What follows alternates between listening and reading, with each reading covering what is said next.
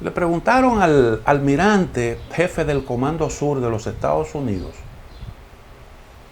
sobre la situación en Venezuela y cuál entiende él que debe ser el camino a seguir con respecto a la situación que se vive allí. Y él habló de el gobierno de Maduro, lo calificó como lo ha venido haciendo la administración norteamericana, de ser un gobierno ilegítimo, que tiene unas complicidades con el narcotráfico, con los insurgentes colombianos, y que además de eso ha provocado en Venezuela una situación de inestabilidad. Y él señala un elemento importante, dice, y esa inestabilidad en la forma de crisis migratoria. Es decir, en el caso de Venezuela, él pondera el impacto que ha tenido la inestabilidad en los flujos migratorios de venezolanos hacia distintos puntos fuera del territorio de ese país, incluyendo naturalmente los vecinos, incluso República Dominicana. Nosotros aquí tenemos una diáspora más o menos importante venezolana, pero él admite en el caso de Venezuela que hay un problema migratorio que es el producto de una inestabilidad. Y eso él lo pondera como un factor negativo. Pero en el caso de República Dominicana, eso cuando le hacen la pregunta sobre la inestabilidad en nuestro vecino, él no incorpora eso al análisis. Y resulta que aquí nosotros también tenemos flujos migratorios, y uno de los flujos migratorios más importantes de la región, probablemente el más viejo, que tiene más de 100 años, pero que se ha agudizado en los últimos tiempos producto de la inestabilidad que se viene viviendo allí.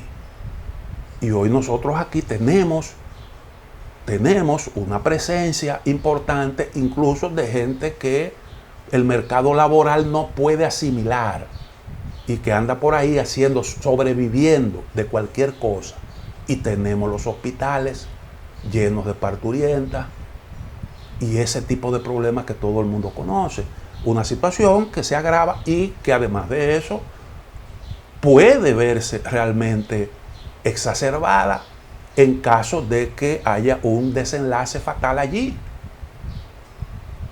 que es precisamente la pregunta que le formularon y que él, de una manera inteligente, no trata en sus raíces, y se limita a decir que hay una situación que es muy compleja. Eso es muy complicado. Yo sé que cada estado tiene derecho a una frontera segura, pero eso es una situación muy complicada, y allí República Dominicana tiene un rol que jugar, un liderazgo regional e internacional, pero comprometido con la estabilidad allí, y nos asigna a nosotros ese rol, y es así como a nosotros nos ven. De manera que yo lo que veo en esa respuesta no es lo que yo incluso leí a través de las redes sociales, contundentes declaraciones, un respaldo a la República Dominicana. Esa no es la conclusión, aunque yo no tengo por qué atribuirle una mala fe. En el fondo, lo que se deduce claramente de la palabra del almirante es eso. Y no el párrafo que el periódico Listín construyó sacando frases de distintos lugares de la exposición, de distintos párrafos de la exposición que hizo el almirante. Ustedes lo pueden buscar y comparar el texto con ese párrafo al que yo me he referido. Hay otra parte de otra pregunta que se le hace al almirante relacionado con el mismo problema, porque parece ser que los entrevistadores se percataron de que había ciertas ambigüedades en la respuesta que dio el almirante a una pregunta concreta, una situación que amenaza la estabilidad de República Dominicana. ¿Usted qué tiene que decirme con respecto a eso? Y entonces le bombardea ahí mismo una pregunta más o menos en ese mismo orden, como para ver si consigue la respuesta deseada. Y la pregunta es la siguiente: hay una situación de subversión, violencia y grupos armados fuera de control del gobierno, y hay una seria amenaza de violación a la frontera dominicana. Evidentemente que es una situación que puede tomar otras repercusiones. ¿Está tomando el Comando Sur alguna disposición preventiva para mantener ese conflicto ahí, en su mismo foco, sin necesidad de que se irradie a otras partes de América Latina? Y la respuesta fue la siguiente: trabajamos de manera muy cercana con el embajador de Estados Unidos en Haití, hablamos muy frecuentemente sobre los pasos que podemos tomar, tenemos un número de proyectos de asistencia humanitaria y seguridad para ayudar a estabilizar la situación. Y también, importante, trabajamos con el ministro de Defensa, yo supongo que ahí se está refiriendo al ministro de Defensa de República Dominicana, y con nuestro equipo de la embajada para asegurarnos de que ustedes tengan todos los recursos y sistemas y los procesos para que ustedes puedan asegurarse de que tengan seguridad nacional. En realidad, esa es una respuesta que dice muy poco. Yo lo entiendo como una evasiva, honestamente. ¿Por qué? Porque ¿cuáles son las iniciativas? Que hay una conversación con la embajada en Haití, pero concretamente, ¿cuáles son las iniciativas? ¿Qué es lo que se ha hecho? ¿Qué es lo que se está haciendo para ayudar a ese país a que sortee la situación que se está? Lo que uno ve es una indiferencia no solo del gobierno de los Estados Unidos, sino también de la OEA, de la Organización de las Naciones Unidas, una indiferencia total.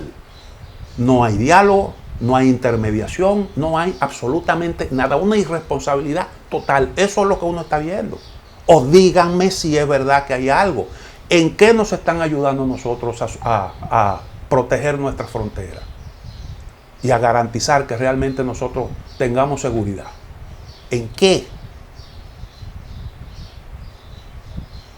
Digamos que hay, lógicamente, yo reitero, estos jefes militares generalmente son muy cuidadosos. Ahora, yo digo que de alguna forma no, él está expresando la posición de su gobierno, porque si alguien maneja las políticas, son esos jefes, y más un representante, el jefe del Comando Sur. Ese sabe qué es lo que hay. Ahora, él es muy cuidadoso manejando la información. Y es tan cuidadoso que le preguntaron sobre Cuba, y oigan lo que él respondió. La pregunta fue: Cuba experimenta un cambio político importante con la renuncia de Raúl Castro y el relevo del mando.